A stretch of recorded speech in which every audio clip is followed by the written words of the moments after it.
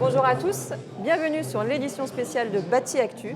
Nous sommes toujours à la Cité internationale universitaire de Paris pour les Assises du logement.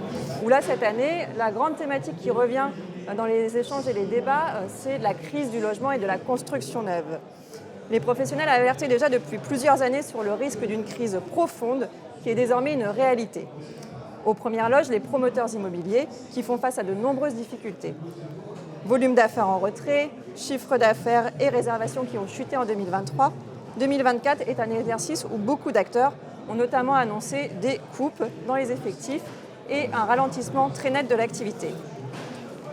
Quelle est la réalité sur le terrain et surtout comment sortir de cette crise, malgré les incertitudes qui pèsent? C'est ce que nous allons voir avec Emmanuel Desmézières, directeur général d'un acteur majeur dans le secteur, Bouygues Immobilier. Bonjour Emmanuel Desmézières. Bonjour. Alors peut-être pour commencer, justement on parle d'une crise profonde, mais comment est-ce que ça se manifeste, vous, dans votre activité de promoteur immobilier? Elle est profonde, elle est là depuis 2 ans maintenant. Et cette crise, elle se traduit par une baisse du marché de la moitié. En fait, en 2 ans, on a perdu la moitié de nos clients.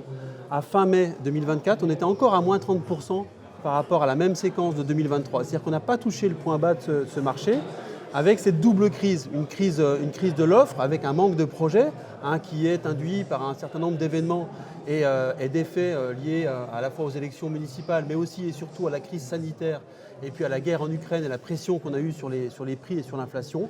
Et donc la désolvabilisation, deuxième crise, celle de la demande, avec une demande désolvabilisée, à la fois du côté des particuliers, avec une grande difficulté pour eux d'obtenir leurs prêts, et puis du côté des institutionnels qui n'ont plus d'intérêt par rapport aux rendements qui sont servis et par rapport au coût de l'argent à investir dans l'immobilier.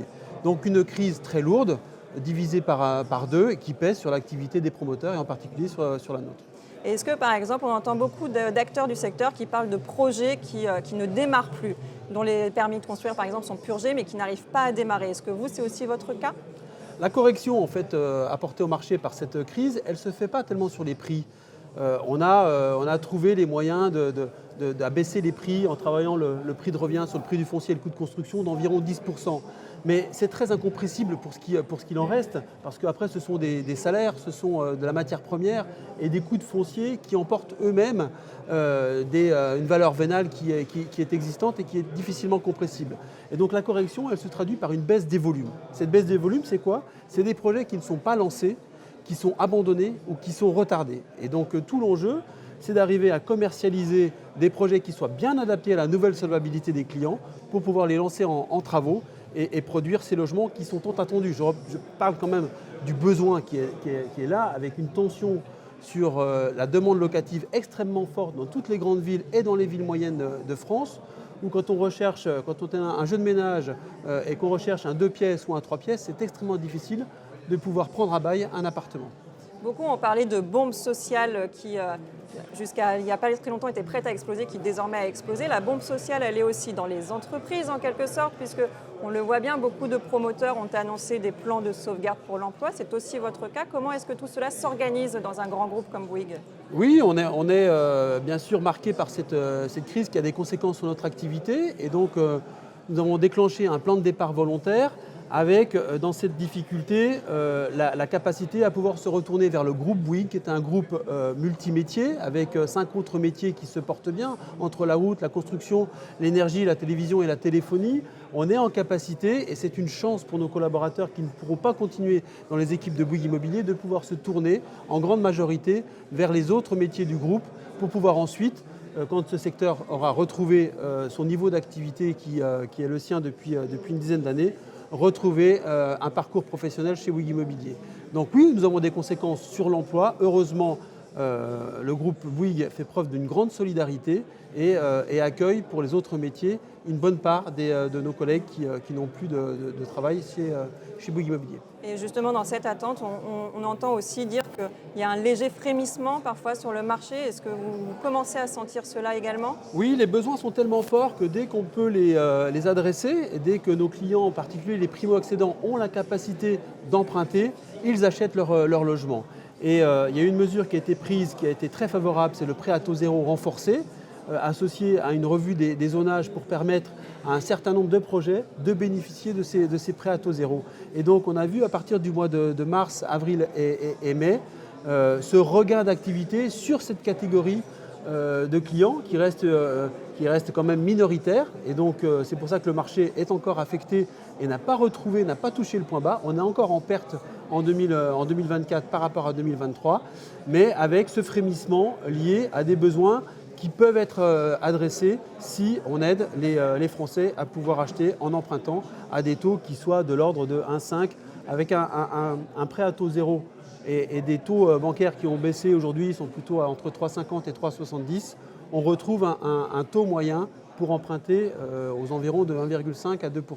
Et donc ça permet à nouveau de recevabiliser une bonne part de notre clientèle et de leur donner à l'acquisition des produits qui leur correspondent. Voilà, un frémissement, même si on sent que le chemin est encore long, mais justement peut-être pour sortir durablement de cette crise, quelles sont les solutions que vous pouvez mettre en place en tant que promoteur, mais aussi pour alerter peut-être les pouvoirs publics?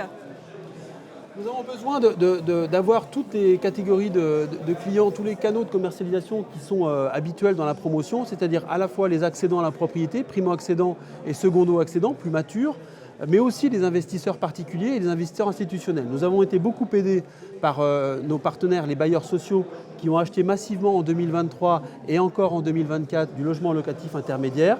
C'est très important pour nous et c'est très important pour les Français parce que ça correspond à une demande de logement abordable qui permet de rencontrer et de répondre à de grands besoins.